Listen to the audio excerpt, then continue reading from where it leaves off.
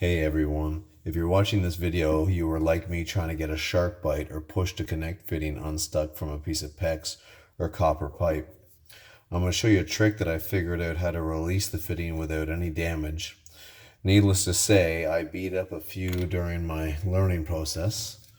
A list of things you're going to need is a rubber mallet, set of vice grips, a disconnect tool that's going to fit your pipe size.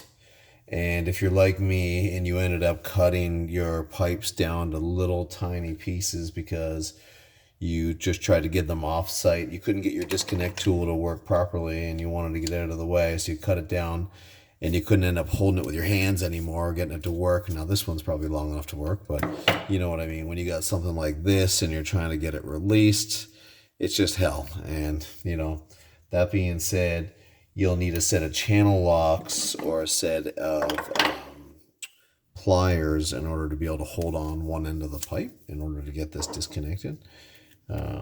So first, you're going to place your disconnect at the edge of the shark bite. So here's a case for one with the disconnect. You put it on there and you're pulling like a mad man and you can't get it loose.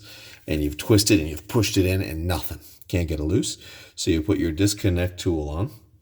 And you take your vice grips and you grab it and just above the disconnect tool. And it's important to note that these aren't so tight that they're actually dug in to the point where the pipe's bending. I have them there just to kind of very snugly hold on, but not move when I twist the pipe. Okay. So then what I do is, in this case, I can hold on to this with my hand. But if you don't have a piece long enough, you might end up taking your channel locks or your pliers to go into the pipe and hold onto it tight. But what I'm going to do is I'm just going to hold this. And what I'm going to do is take this rubber mallet and I'm just going to give it a tap.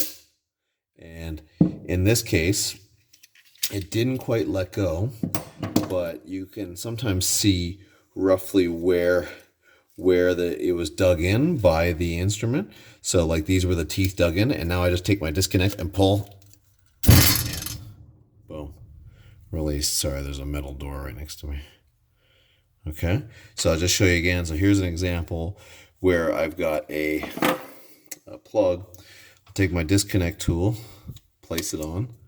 I'll place my set of vice grips just over top of that. Okay. But because I don't really have a proper handle here to hold, I suppose this could work for me to hold it, but instead I'd feel more comfortable, particularly if you're using a hammer, to hold this with a set of channel locks or a set of pliers. Give your mallet and give a good tap. Maybe do a couple. Occasionally you'll just pop right off like that. You'll see the fitting will actually pop right off. Or, like I had mentioned before, you might even see a little bit of movement where you see where the fitting was dug in, and then you'll just take your disconnect tool and just pull it manually by hand at that point. Again, you might want to hold on one end with your channel locks and haul it, but I'll just show you. If I learned earlier, here's one that I did actually flawlessly. Okay. It was stuck. I couldn't get it budge.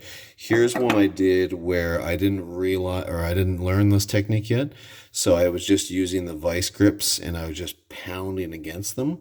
It eventually let go. So that's, if in a worst case scenario, you got to get it loose and you don't have your disconnect. But just so you're aware, you can get these things off without damaging them. And particularly when they're stuck really well like this. I hope this helps you guys out.